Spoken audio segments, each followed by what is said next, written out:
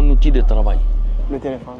Il faut être formaté, il faut être fort dans la tête. Quand tu t'es engagé sur la lutte contre les paris sportifs, les acteurs de ces secteurs d'activité-là vont te prendre comme ennemi. Comment tu as vécu ça? J'ai eu beaucoup de propositions. Au départ, que les gens comprennent. Une société dont je vais taire le nom, de paris sportifs, me contacte, me dit « Ah, on peut vous mettre à disposition un code promo où tu fais télécharger tes gens. Et puis, quand ils utilisent ton nom au téléchargement, on donne bonus 400%. Mais si ils mettent 100 000, tu as 50 000, on a 50 000. Ensuite, on te fournit des tickets gagnants. Le but est de pouvoir prendre tes followers dans un groupe privé pour pouvoir les montrer que tu gagnes chaque fois et les pousser à jouer. Et à chaque fois qu'ils jouent, tu as entre 50 et 70% de ce qu'ils vont perdre, eux, toi tu le gagnes. C'est ce qu'on appelle gain-perte. Mais lorsqu'ils gagnent, toi tu ne gagnes absolument rien. Donc le souhait des gens qui amènent les gens sur les paris foot, c'est que les gens perdent. C'est obligatoire.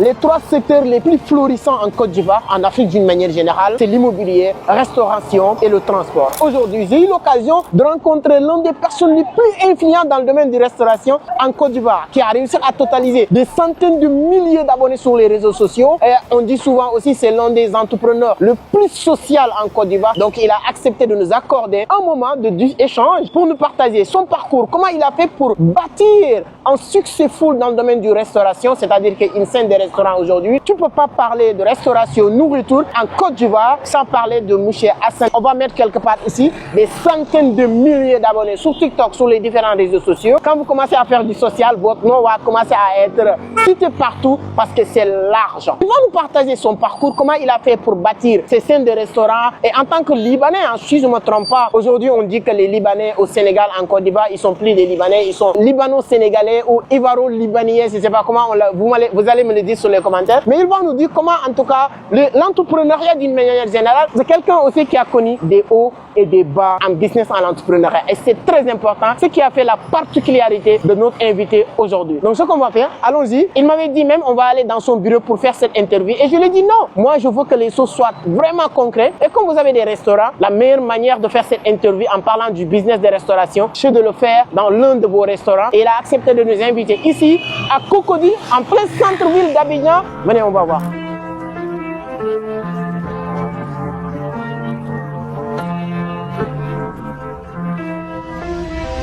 C'est toujours un plaisir de retrouver cette communauté qui ne cesse que de grandir grâce à vos abonnés, vos likes, vos partages, un peu partout à travers le monde. Donc moi aussi, toujours chercher des bonnes personnes qui peuvent vous partager leur expérience, qui pourra inspirer, impacter et permettre à tout un chacun d'entre vous de prendre une décision pour se lancer dans l'entrepreneuriat d'une manière générale. Comme je l'ai dit sur l'intro, aujourd'hui notre invité, c'est l'une des personnes les plus influentes dans le domaine de la restauration, des centaines de milliers d'abonnés, très social aussi sur les réseaux. On voit les activités qu'il est en train de faire aujourd'hui, aussi réussir à s'implanter dans le domaine de la restauration. On va en parler, son parcours, son histoire, comment tout ça a commencé. Donc, M. Hassan, c'est un grand plaisir. Merci beaucoup de venir. Merci de nous avoir accueillis dans l'un de vos restaurants ici. C'est avec plaisir. Donc, avant d'aller plus loin, je sais que beaucoup de personnes te connaissent. J'ai checké sur vos réseaux sociaux. Je pense que sur TikTok, tu as dépassé les 500 000 abonnés. Donc, c'est énorme. En tant qu'entrepreneur, vous n'êtes pas créateur de contenu. Beaucoup de personnes te connaissent, mais sûrement, il y aura une ou deux personnes qui vont tomber pour la première fois. Si vous devez vous présenter en quelques minutes, qu'est-ce que vous allez dire? Alors à la base, c'était normalement sur Facebook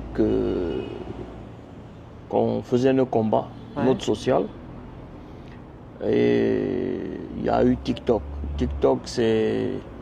Je n'aime pas TikTok, mais la tranche d'âge sur laquelle on devait sensibiliser par rapport aux paris sportifs et tout ça, se trouvait sur TikTok. Donc il fallait pouvoir aussi passer sur TikTok pour essayer de parler aux gens un peu de la dangerosité des choses. Moi, je suis Hassan Hayek, 41 ans, marié, père de 3 enfants. Libanais d'origine, ivoirien de cœur, et j'ai été naturalisé ivoirien, avec fierté d'ailleurs.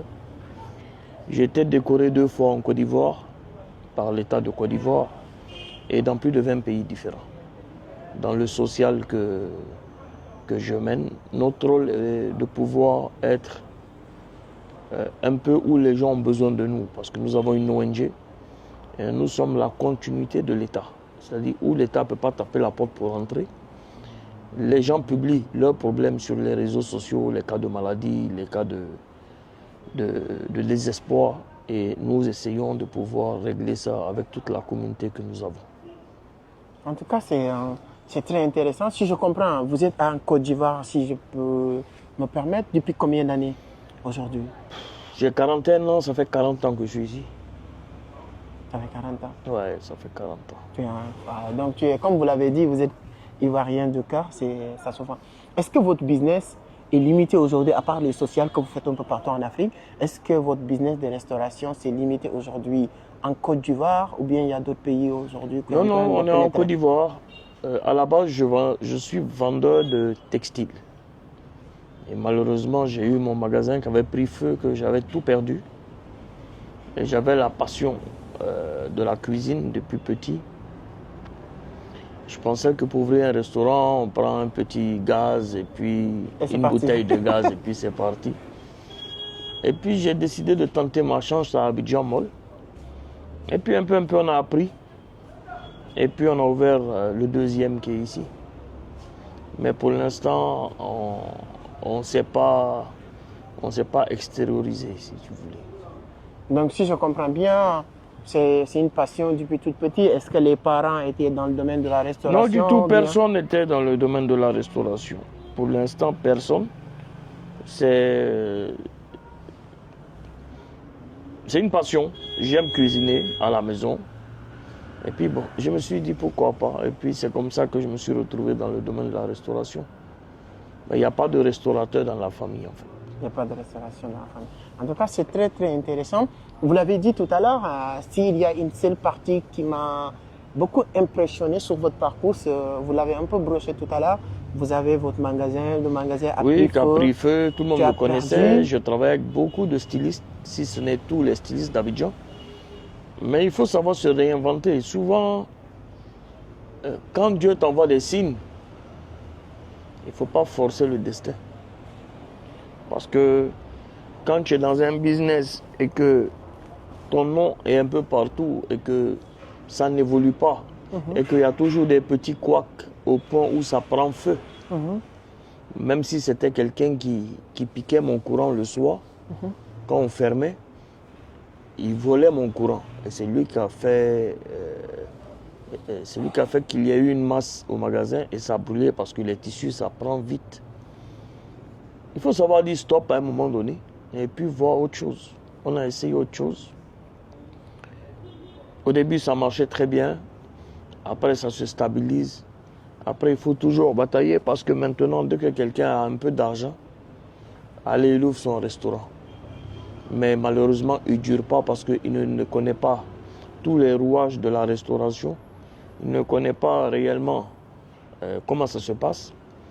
Et puis la restauration, ce n'est pas j'achète un poulet à 2000 et je le vends à 3000, je gagne 1000 francs. Non, il y a trop de calculs à faire. Il y a trop de façons de procéder et il y a trop de charges à avoir. Donc il faut savoir faire un peu tous ces calculs pour rester quand même un peu debout.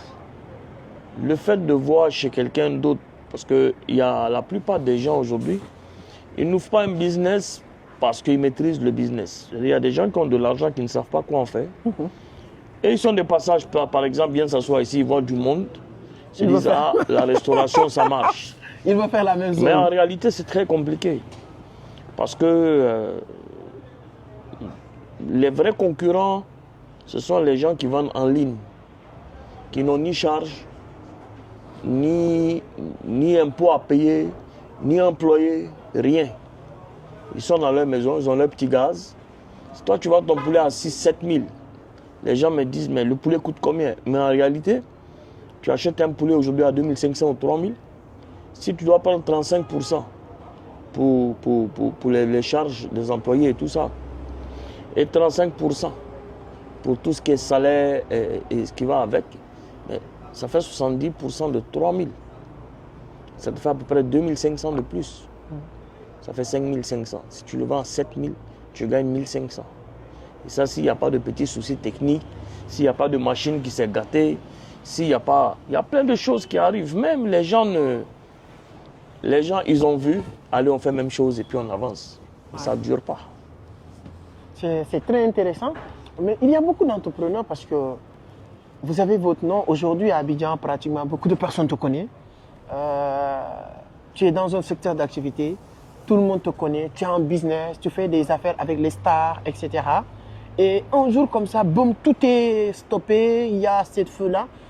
Comment on peut vivre ces moments-là en tant qu'entrepreneur? Parce qu'il y a certaines personnes, ça peut créer des pressions. Certaines personnes vont abandonner l'entrepreneuriat. Comment En fait, un entrepreneur doit vivre ces moments? C'est la dangerosité des réseaux sociaux.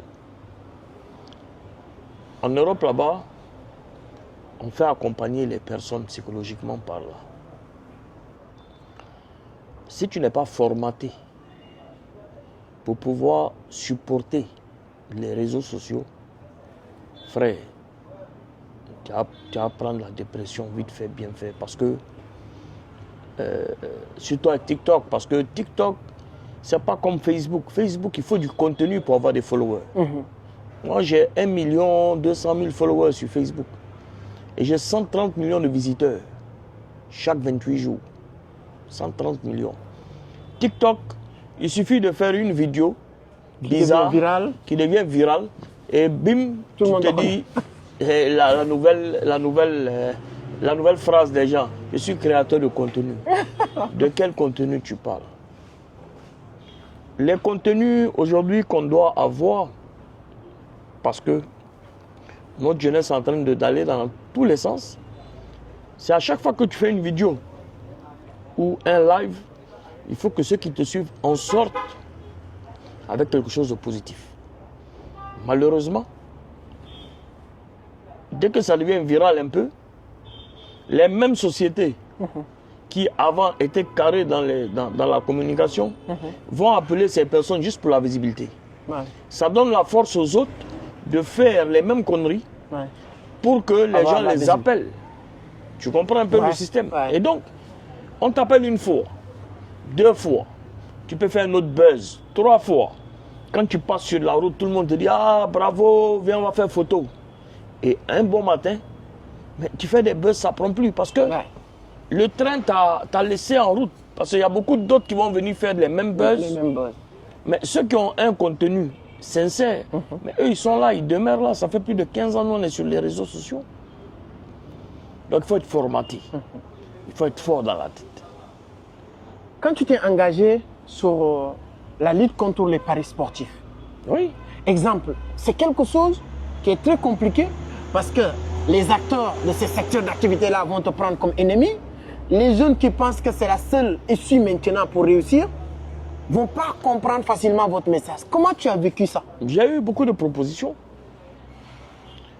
Même pas au départ, que les gens comprennent comment ça fonctionne. J'étais contacté parce que, en plus de ma page, j'ai un groupe qui s'appelle Bénévoles de Premier Secours, où il y a mes bénévoles à moi. 1 million de bénévoles. Et donc, mon groupe est très actif. Une société dont je vais taire le nom, de paris sportifs, me contacte, me dit « Ah, on peut vous mettre à disposition un code promo où tu fais télécharger tes gens. Et puis, quand ils utilisent ton nom au téléchargement, on donne bonus 400%. Mais si ils mettent 100 000, tu as 50 000, on a 50 000 d'abord. Ensuite, on te fournit des tickets gagnants. Genre, comme c'est des choses qu'on fait à l'ordinateur. Le but est de pouvoir prendre tes followers dans un groupe privé pour pouvoir les montrer que tu gagnes chaque fois et les pousser à jouer. Et à chaque fois qu'ils jouent, tu as entre 50 et 70% de ce qu'ils vont perdre eux, toi tu le gagnes. C'est ce qu'on appelle gain-perte. Mais lorsqu'ils gagnent, toi tu ne gagnes absolument rien. Donc le souhait des gens qui amènent les gens sur les paris foot, c'est que les gens perdent. Mais obligatoire. Il n'y a pas une société qui se fabrique ou qui se conçoit pour faire gagner de l'argent à quelqu'un. C'est impossible. Ensuite, je ne fonctionne pas avec l'argent comme ça. C'est moi-même dans mes restaurants, je ne vends pas d'alcool. Je suis musulman, peut-être que je ne suis pas trop pratiquant, mais il y a des règles dans la vie. C'est le minimum. que je ne joue pas avec. C'est-à-dire quand tu perds ta dignité, tu ne peux plus acheter ta dignité. Donc, j'ai dit comme c'est comme ça, je vais aller à l'encontre de toute la vague. Il y a des sociétés qui ont payé des gens pour me salir, pour m'attaquer sur les réseaux sociaux, pour me dire je suis vendeur de drogue, vendeur d'organes humains. J'ai fait du blanchiment d'argent. Ça n'a pas abouti. Parce que tu as attaqué leur intérêt. Parce que j'attaque. Leur intérêt. Moi, je ne vais pas du dos de la cuillère. Ensuite, comme ils ont vu que cette stratégie ne marche pas, on m'a proposé un montant pour que je me taise. Ce n'est même pas pour que je communique. J'ai dit impossible. Je ne brade pas la jeunesse. On te paye maintenant pour que tu je fasses me taise. une bonne communication. Non, même pas que je ne communique pas, mais que je ne parle plus dans le sujet. On te paye pour ça. On veut me payer pour ça. Non, c'est... J'ai dit non, moi je ne brade pas C'est comme si vous êtes en train de me faire choisir entre la jeunesse et puis l'argent. Il dit mais je suis là, tu es là. On est seul. J'ai dit mais est celui qui est en haut, même si tu es assis dans un immeuble au premier et c'est 100 étages, mais Dieu voit tout. Ouais. Je ne peux pas nourrir mes enfants de ça. Et donc je me suis fait beaucoup d'ennemis, même dans mon cercle d'amis. J'ai dit... Parce qu'ils pensent que tu pouvais ramasser énormément d'argent. Les stars qui font la promo de ça. Ah ouais, ouais. Parce que les gars là, ils ont compris comment ça fonctionne.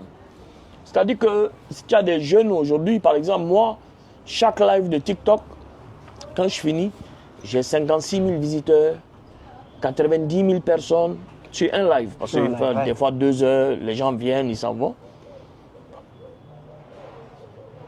Imagine le monde que tu draines.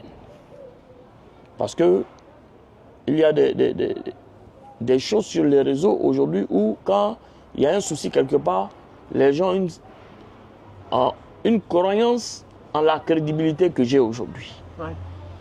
Si je dis aux gens, mais jouer, ça fait gagner de l'argent. Moi-même, j'ai gagné, mais ils vont jouer. Mais c'est moi qui gagne. Mais c'est hypocrite parce qu'on existe grâce à eux. Nous, on existe, on a la force de signer des contrats publicitaires grâce à eux.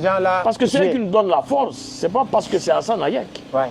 C'est des millions de personnes qui sont derrière vous aujourd'hui. Si toi, tu fais ton contenu et qu'il n'y a personne qui regarde, mais tu as pu le faire. Ouais. S'il y a des abonnés, c'est eux qui donnent la force, qui te poussent à venir rencontrer X ou Y. Ouais. Donc, en réalité, on les doit beaucoup de choses. Ça, c'est vrai. Et le minimum, si on ne peut pas leur donner, en retour de ce qui nous donne la force, l'argent, il ne faut pas bouffer leur argent. C'est ma conception de voir les choses. Et tant qu'il y a des Hassan Hayek, il y a beaucoup de personnes. Parce que quand j'ai commencé le combat, beaucoup ont rallié le combat. Ouais.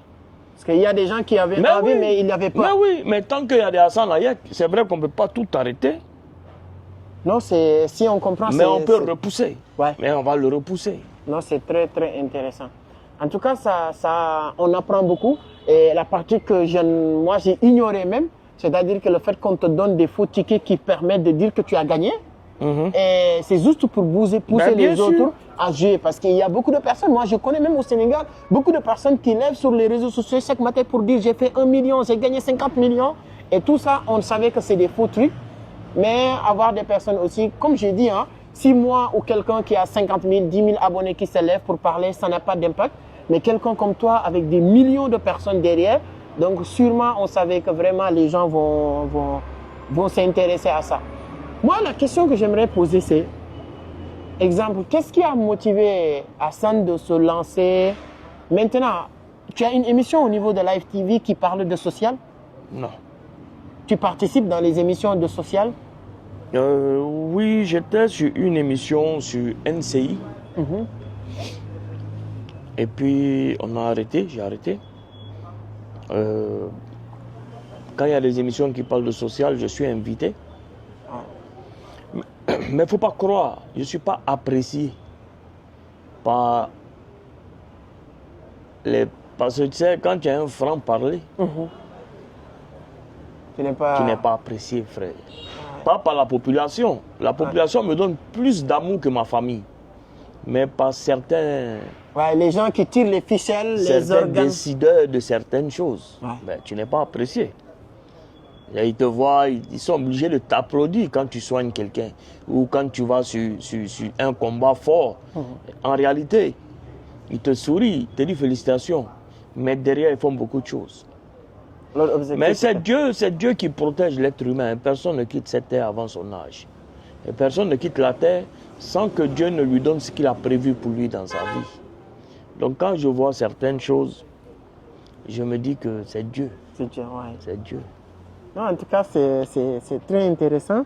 Aujourd'hui, est-ce que c'est vrai, comme j'aime bien dire, quand tu vois un grand frère, il faut accepter que c'est un grand frère. Sur les réseaux sociaux, tout le monde veut se lancer. Comme vous l'avez dit, hein, sur TikTok, c'est facile même d'être viral, c'est vrai. Mais il faut connaître les algorithmes. Aujourd'hui, tu étais sur Facebook, des millions de followers. Tu viens sur TikTok en moyen de temps. Aujourd'hui, presque 1 million d'abonnés sur TikTok. Est-ce qu'il y a une stratégie derrière la création de contenu de M. Hassan? En tout cas, moi, je suis dans le naturel. Moi, je fais mes choses comme je le sens. Je ne prends pas de caméra pour faire une mise en scène ou bien pour aller chez le malade pour lui dire j'arrive chez toi, prépare-toi, mets-toi. Non, non, non. Moi, voilà mon outil de travail. Le téléphone.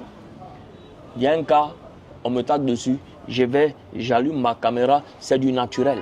Ok, les gens te taxent, il y a vraiment un cas social, les gens t'appellent. Bien sûr, il n'y a pas de cadreur, il n'y a pas de, comme maintenant il y a les caméras. Et tout ça. Non, il n'y a pas ça, frère. Je n'ai pas ça. Moi, ou bien je connais faire selfie comme ça pour parler à mes gars. Ouais. Ou bien quand il finit, je tourne la caméra, je filme là. Moi, je suis parti. Parce que moi, les actions que je mène, je n'attends rien en retour. Ouais. Ça ne m'intéresse pas qu'on me dise non. Il y a beaucoup de gens qui sont venus. On me dit, mais toi, tu peux gagner beaucoup d'argent dans le social que tu fais. Et nous, on a la chance en Europe d'avoir des financements. Et toi, les cas que tu fais avec les papiers de l'ONG, si on intègre ton dossier, tu vas avoir beaucoup de financements. Maintenant, ce qu'il faut faire, c'est qu'il faut nous mettre avec toi et que, par exemple, tu dis que tu veux faire une école, si ça coûte 1 milliard, tu dis c'est 2 milliards, les gens voient l'argent, toi tu construis, tu bouffes tes 1 milliard. J'ai dit frère. Donc il n'y a plus une autre manière de gagner de l'argent, ce n'est pas sur le dos de la pauvreté ou des personnes en difficulté. Tu peux bien rigoler au début, ça peut t'acheter une voiture, ça peut t'acheter une maison. Mais la vraie maison qu'on veut, elle est où? C'est au paradis, frère. Ouais. Donc, à quoi ça sert de bien vivre ici et puis d'aller souffrir là-bas? Il faut que les gens comprennent que la vie est très simple. La vie est très simple. Ouais. Si tu as des milliards dans ton compte bancaire, c'est dans ton compte bancaire. Tu n'es pas différent de celui qui a 10 millions dans le compte bancaire et qui arrive à assumer ses charges du mois. Ouais. La seule différence, c'est que tu peux t'asseoir quand on dit tu as combien? Tu dis je suis milliardaire. Et lui, il va dire que moi, je m'auto-suffis. Parce qu'en réalité, ton argent, ce n'est pas ton argent. C'est Dieu qui l'a mis à ta disposition pour pouvoir voir ce que tes mains vont en faire. C'est Dieu qui donne, c'est Dieu qui prend. Il y a des gens qui sont milliardaires depuis des années. Un bon matin, il n'y a rien, il n'y a plus rien. Ils sont endettés. Donc, l'argent est mis à disposition pour savoir ce que tu vas en faire. Moi, j'ai très bien connu sur les réseaux en Côte d'Ivoire. Quelle est la partie, bon, on a un peu parlé des parties négatives parce qu'il y a des gens qui n'aiment pas tes interactions et tout. Est-ce qu'il y a une partie positive de ton business? Aujourd'hui, le fait que les gens te connaissent sur les réseaux sociaux, partout, en Côte d'Ivoire, on ne peut pas parler aujourd'hui des restaurations, entrepreneuriat d'une manière générale. Est-ce qu'il y a une partie positive? Je ne fais pas de promo en tant que tel par rapport à mes business, pour ne pas que les gens pensent que je soigne des gens pour pouvoir avoir de la clientèle. Mais en réalité, je n'ai pas de soutien. Les réseaux sociaux, c'est aussi viral, mais c'est pas une réalité physique. Les gens t'applaudissent, oui, mais ils savent que j'ai ouvert un restaurant. C'était fermé, puis j'ai réouvert mon restaurant. Mais il n'y a pas quelqu'un qui va venir dire Oui, comme c'est chez Hassan Hayek, j'ai venu payer, ça lui permet de développer un peu. Il n'y en a pas, frère. On se bat à longueur de journée pour ça. Ouais. Mais bon. Non, c'est très intéressant. Aujourd'hui, bon, je sais que le temps vous est compté. En Côte d'Ivoire, en Afrique d'une manière générale, quand tu vois maintenant les réseaux sociaux et comment les gens abordent les choses sur les réseaux sociaux, surtout la jeunesse, est-ce qu'il y a un conseil que tu peux leur donner pour vraiment que ça soit beaucoup plus sain, qui ne te plaît pas en tout cas sur certaines manières de faire? Mais il y a beaucoup de stratégies que les gens font qui ne sont pas bons. Parce que ils ne maîtrisent pas en réalité les pages des réseaux sociaux. Parce que aujourd'hui, malheureusement, dès que tu fais un contenu et que ça ne prend pas, tu vas penser que les gens ne t'aiment pas. Sauf que peut-être ta page est signalée. Tu es obligé de créer un clash ou un buzz négatif pour pouvoir refaire monter ta cote de popularité. Parce que tu te dis, après, tu vas pouvoir stabiliser ça. Mais ce n'est pas possible, frère. Tu sais, nous sommes amenés à un moment à être en face de nos responsabilités. Parce qu'aujourd'hui, même les télévisions sont obligées de retransmettre sur les réseaux sociaux. Et donc, nous sommes plus suivis que les télévisions. Puisque maintenant, les télévisions et les radios prennent en compte ce que nous disons pour faire leurs émissions. Donc, nous sommes face à nos responsabilités. Lorsqu'une jeunesse est pourrie comme ça, c'est nous notre faute. C'est ce qu'on laissait. C'est ce qu'on laissait parce qu'il y a des gens pour qui vous êtes une idole. Et donc, tout ce que vous faites, c'est bon. Il y a des gens qui oublient que vous êtes un être humain normal comme eux. Et c'est malheureux. Parce que les sociétés aussi ne communiquent plus normalement. Avant, c'était la télévision, les panneaux de 12 mètres carrés. Maintenant, c'est le plus de vues, quelle que soit la société. C'est bon, c'est pas bon, tu es par terre, tu es en l'air, ils vont t'appeler pour venir faire photo. Tiens, voilà pour toi. Et là, même avec le chat GBT, mes frères, ça va supprimer beaucoup d'emplois. Et on va suivre de pire en pire. Et là, bientôt, là, il y a Facebook qui a décidé de monétiser, même en Afrique, à ouvrir la monétisation. Donc je pense qu'ils vont mettre ça à jour dans ces temps-ci. Mes frères, on va assister à beaucoup de choses. Ouais. Si vous n'êtes pas... Non, on va assister à beaucoup de choses. Donc ça va pousser les gens à faire n'importe quoi, juste pour avoir des vues, pour avoir de l'argent.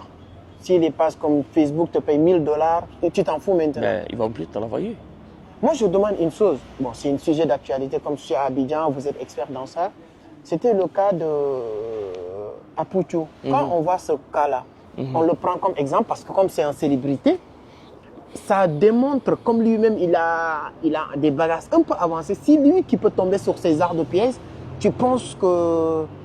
Mais Apouchou, c'est l'un des premiers qui a compris la monétisation. Depuis la France, parce qu'Apouchou, c'est dernièrement qu'il est à Abidjan. Mais Apouchou a fait son argent aussi sur Facebook. Beaucoup d'argent, parce qu'à un moment, Apouchou, c'était énorme. Maintenant, quand il a barassé de l'argent comme ça, Souska, il a payé le prix comme ça. Je pense que ça... C'est pas son argent, de toute façon. Et puis, il est dans son game. Il pensait bien faire. Il est dans l'extravagance. Il avait lancé son nouveau morceau. Donc, il voulait que ça prenne avec Ainos B, je pense. Et malheureusement, ça a mal tourné.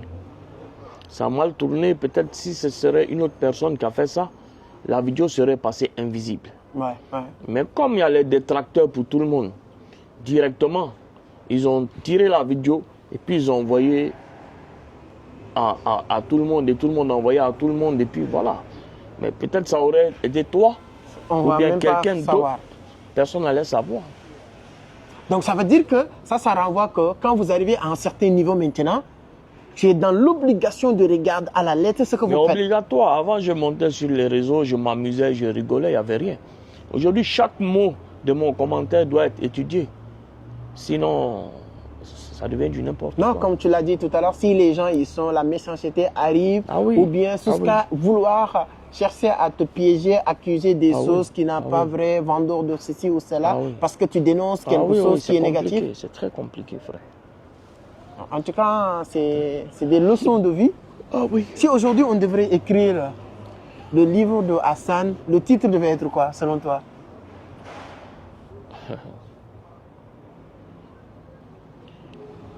Le titre, si on doit faire un livre, Oui, sur toi. c'est le changement de mentalité. Le changement de mentalité. Ouais, le changement de mentalité. Parce que mine de rien, ma communauté est beaucoup attaquée ici, ma communauté libanaise. Et bon, dans chaque pays, quand les Ivoiriens vont en France aussi, il y en a d'autres qui foutent la merde. Quand d'autres Sénégalais vont quelque part, ils foutent la merde, c'est pas tout le monde qui est pareil. Nous sommes des acteurs du changement aujourd'hui parce que les anciennes générations, avec la nouvelle génération, c'est deux choses différentes. Il faut appeler les choses par leur nom. Si Hassan Hayek a fait quelque chose, ce n'est pas la communauté libanaise qui a fait quelque chose, c'est Hassan Hayek qui a fait quelque chose.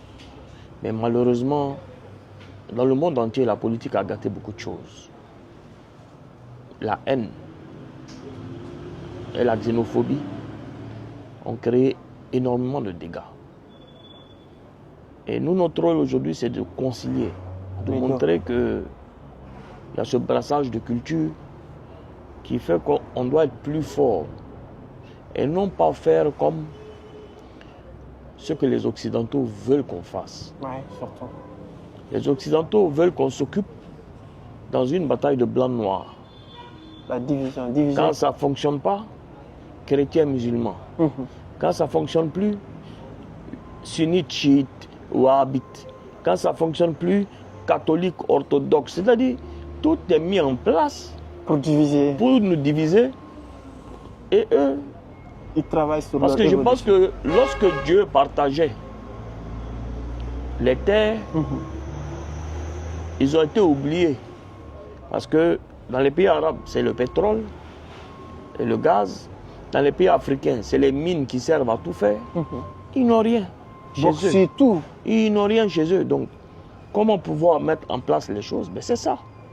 Ils viennent te voir et ils te disent j'ai un pistolet là qui peut faire la différence. Ils vont chez ton ennemi, ils vont dire qu'il a payé un pistolet un mois. J'ai une mitraillette qui peut finir ce pistolet. Quand ils finissent de te vendre la mitraillette, ils viennent encore chez toi et te disent mais j'ai un lance-roquette qui peut finir l'autre. Donc, C'est comme ça. ils sont dans ça. Et malheureusement, On tombe sur cette nous on piège. est occupés de ce. Mais Est-ce que parce vous avez vécu ce genre de choses? parce que les Occidentaux pensent que l'arabe et l'africain noir, je m'excuse du terme, ont un prix. Et tant que ça est dans leur tête, ça ne peut pas changer, frère. Pour eux, quelle que soit ta force, l'argent peut te faire changer la vie. Entre Africains et Arabes. Entre Africains et Arabes. Parce que ils pensent maîtriser la mentalité, mais les gens commencent à se réveiller. Si je t'entends parler comme ça, tu devais être quelqu'un qui adopte la mentalité de quelqu'un qu'on apprécie beaucoup en Afrique comme Ibrahima Traoré. Est-ce que tu as une idée de lui? Ibrahima Traoré, le Capitaine Ibrahima Traoré, je le vois, je regarde un peu tout ce qui se passe dans la politique, mais je ne fais pas de politique. C'est très important. Mais j'aime la politique. C'est un vent nouveau qui est en même temps bénéfique et en même temps néfaste. Parce que nous tous, on connaît le résultat de quand tu n'es pas pour. N'oublie pas que je suis à la base un Libanais. Et quand tu t'arrêtes pour dire non, beaucoup de choses peuvent se passer dans ton pays. Et même jusqu'à présent, le Liban subit, la Palestine subit, toute la Syrie subit, l'Ukraine subit. Il y a beaucoup de pays qui subissent, frère. Mais c'est le fait de dire non. Et c'est de ça qu'on parlait tout à l'heure. Parce que chacun de nous a un prix. Ouais. Et donc, Non, c'est en tout cas moi les Libanais, surtout ici en Côte d'Ivoire, je le respecte. Vous avez même, je dirais même pas neutralisé ou bien adopté la culture, mais quand vous entendez souvent un Libanais parler ou un Ivoirien, tu comprends plus que lui il est Ivoirien parce qu'il prend même l'accent. Mais il oui, parle aussi, je vois quand il parle mais aussi. après, Joe, souvent, quand vous voyez sur les réseaux sociaux, les gens se fracasser, tout, frère. Moi, mon petit frère Momo, sur peut-être 1000 amis qu'on a, il y a 2 Libanais dedans. Ouais. Tu comprends? Ouais. Donc, des fois, quand on voit les choses se passer, tout Djamana, ils font sur les réseaux, là, nous, on ne sent pas ça.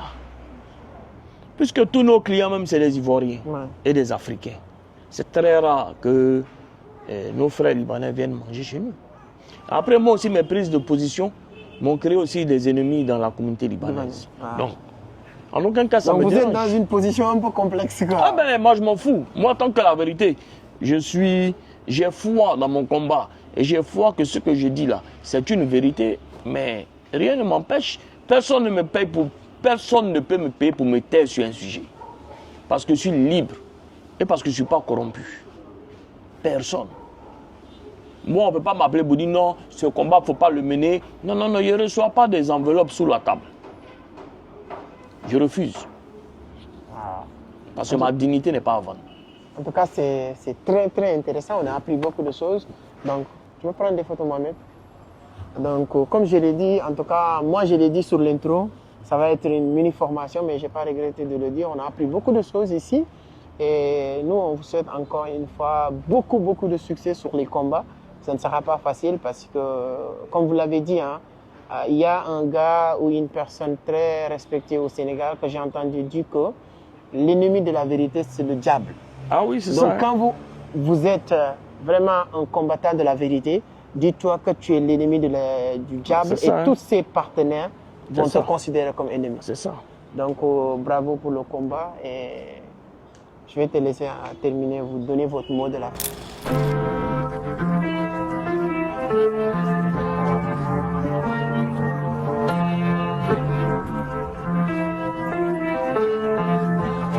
On est très content de passer ces moments avec vous. On a eu, nous, la chance d'assister en direct de ce que vous faites.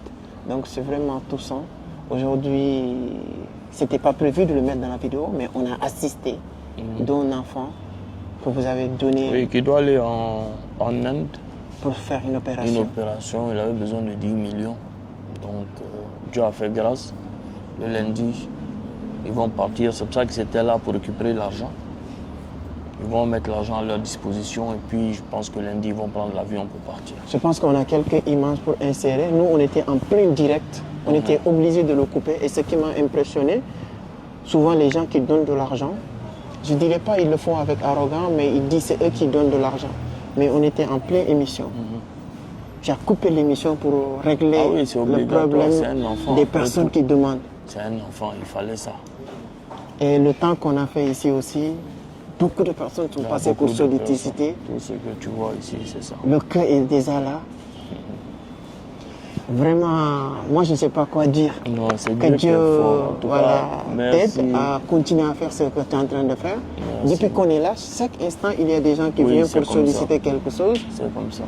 Et là, il y a une file déjà. Toutes ces personnes qui sont là, c'est juste pour attendre qu'on finisse. Nous-mêmes, on va finir vite pour parler de leurs problèmes.